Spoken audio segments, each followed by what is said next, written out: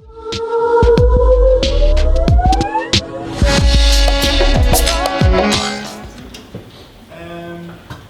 paixão é sempre identificada como um dos grandes drives para o sucesso, quer a nível pessoal, quer a nível profissional. No caso do Ricardo, é a sua paixão pelas pessoas, pela construção de um mundo melhor, mais justo, mais divertido e mais envolvente. Foi isso que o levou a ser um Master Gamifier e foi isso que fez também com que os nossos caminhos se cruzassem. Portanto, vamos passar à apresentação do Ricardo e peço uma salva de palmas para o Ricardo.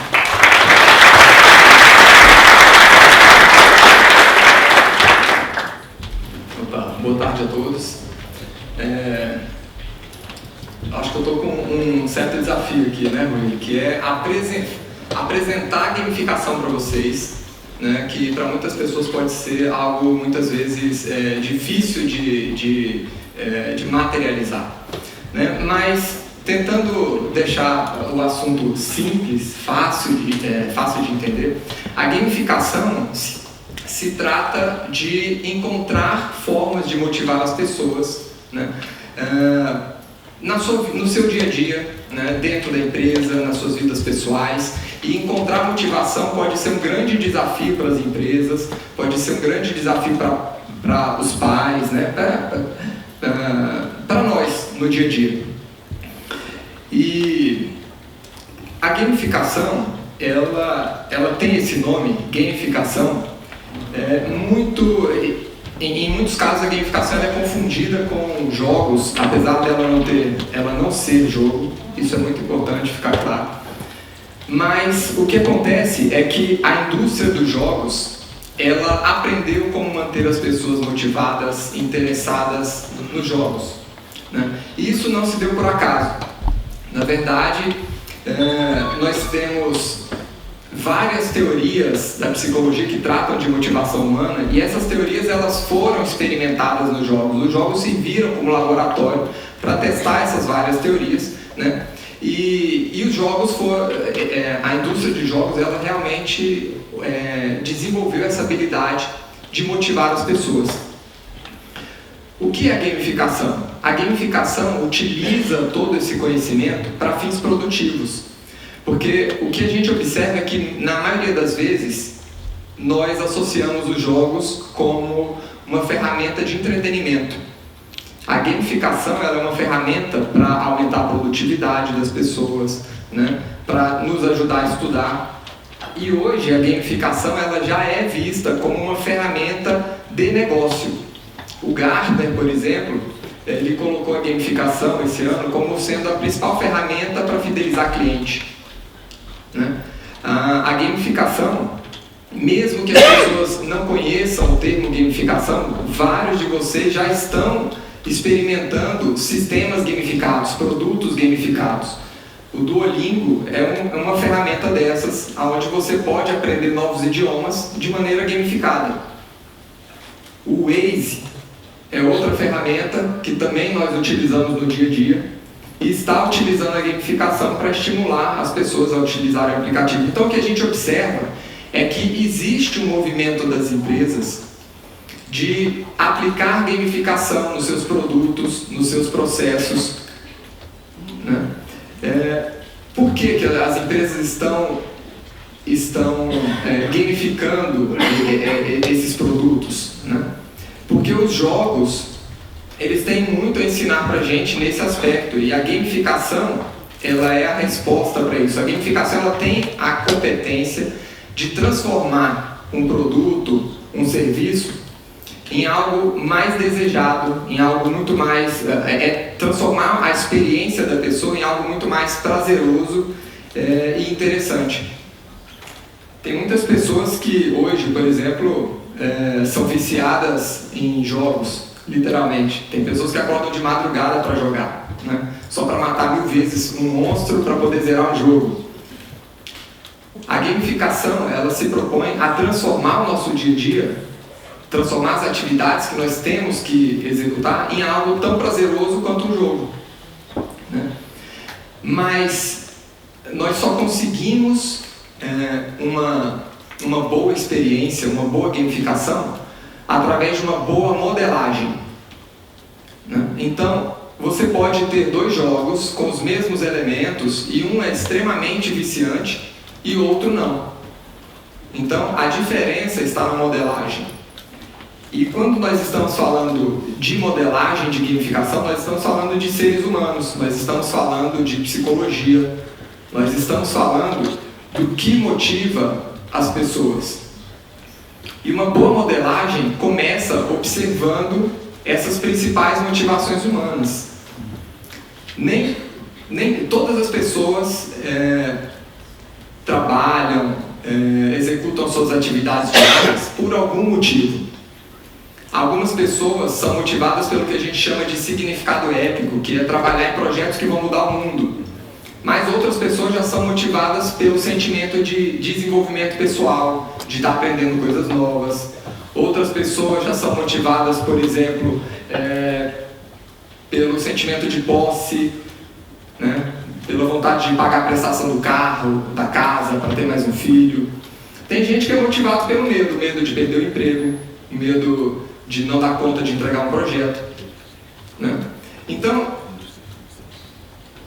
essas questões têm sido estudadas pela psicologia.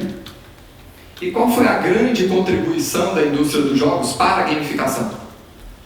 Foi a descoberta de uma série de técnicas que nós podemos utilizar, técnicas de engajamento, para criar esses diversos estímulos.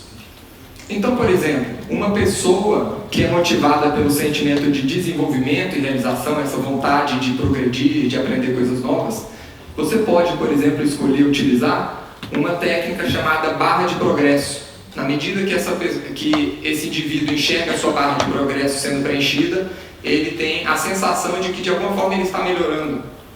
Ou, por exemplo, um sistema de níveis, né, muito utilizado em artes marciais.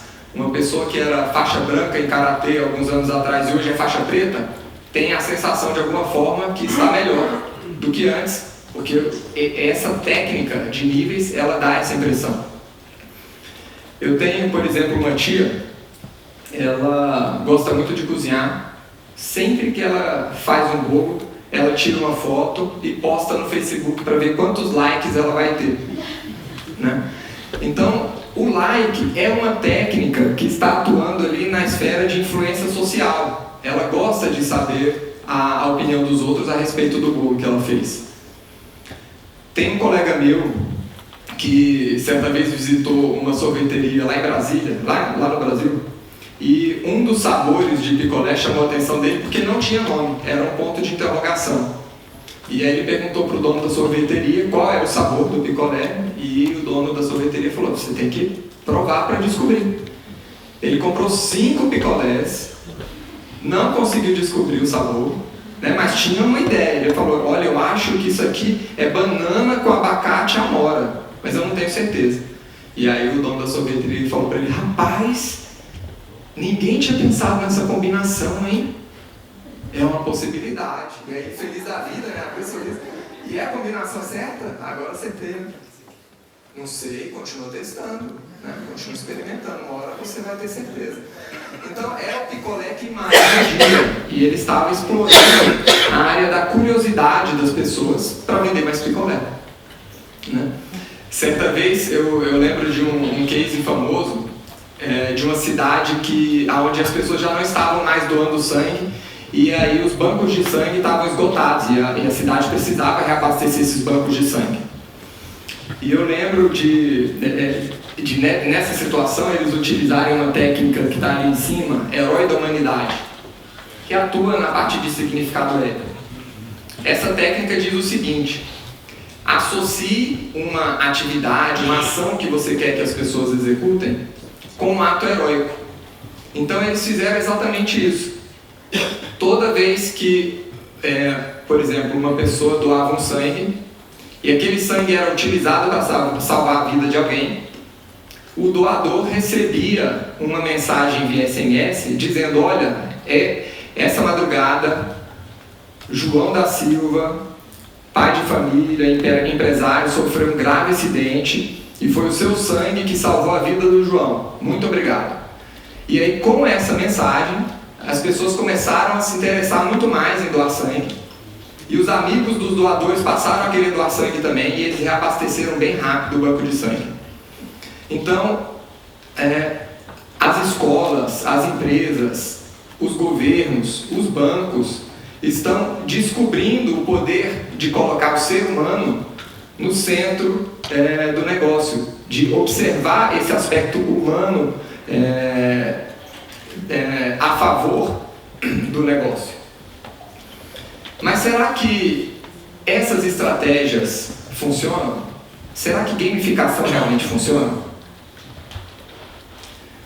Eu trouxe aqui alguns exemplos para vocês, 2 exemplos, um de como a gente tem aplicado a gamificação para melhorar o engajamento de colaboradores de uma empresa, e um outro aplicado ao engajamento de clientes de uma empresa. Então, existe um case que foi aplicado lá no Brasil, em uma empresa que tinha um problema de engajar os funcionários no treinamento corporativo da empresa. Basicamente, todo funcionário contratado passava os 2 meses da empresa num treinamento antes de começar a trabalhar. Então, era um treinamento remunerado, as pessoas recebiam um salário para estar fazendo aquele treinamento, um treinamento online. A empresa tinha investido um bom tempo, um bom montante de dinheiro na construção desse sistema de treinamento, de videoaulas, exercícios. E o problema era que as pessoas não faziam treinamento. Várias dessas pessoas estavam querendo aprender, as tecnologias no dia a dia. Então, vocês lembram daquelas áreas de motivação que eu mostrei para vocês? Uma das áreas de motivação que nós temos é a parte de escassez. O que trata essa área de motivação? Quando você limita um determinado recurso, as pessoas começam a valorizar ainda mais aquele recurso. Então é disso que trata essa área de motivação. E tem algumas pessoas que, quando você limitar esse recurso, elas vão desejar mais aquele recurso. O que acontecia era que todos os cursos eram abertos, todas as aulas estavam disponíveis e ninguém tinha interesse naquele conteúdo. Então o que nós fizemos? A primeira coisa que nós fizemos foi bloquear todos os conteúdos, limitar o acesso ao recurso. As pessoas, um determinado dia, entraram lá naquele sistema online e viram todas as aulas com cadeado. Ninguém mais podia acessar as aulas, a não ser a primeira aula de cada curso. E aí a gente começou a ver o interesse das pessoas. Algumas pessoas achavam que estavam sendo punidas de alguma forma, porque não podiam mais acessar o conteúdo, né? Mas elas queriam descobrir o que fazer para desbloquear o conteúdo que agora estava daquela forma. E aí, quando elas descobriram que para fazer isso elas precisavam simplesmente fazer o exercício que estava em cada aula, a gente viu um movimento das pessoas de querer responder todos os exercícios para começar a desbloquear aquele conteúdo.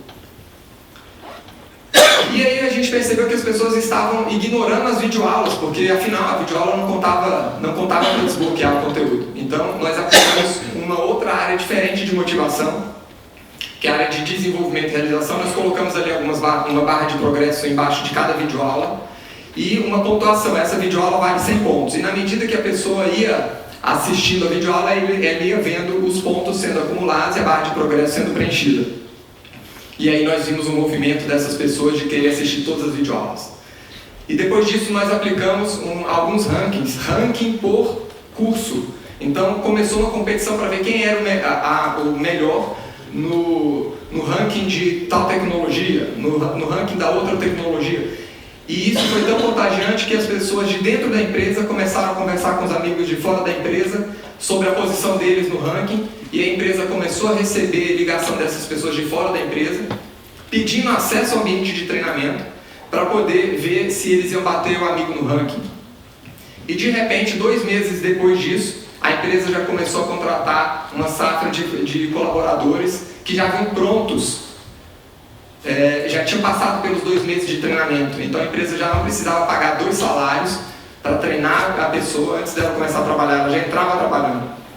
Então a empresa ela reduziu em 100% o custo do treinamento que ela tinha. E o setor de recursos humanos também reduziu o tempo de contratação em 92%. Antes da gamificação, a empresa gastava 2 semanas para contratar um profissional, que era o tempo de divulgar uma vaga, receber currículo, agendar as entrevistas, e depois da gamificação, isso passou de 2 semanas para 1 dia que era o tempo que era necessário simplesmente para selecionar as pessoas no topo de um ranking e ligar para poder chamar para ser contratado. Então essa gamificação ela se deu dessa forma, né?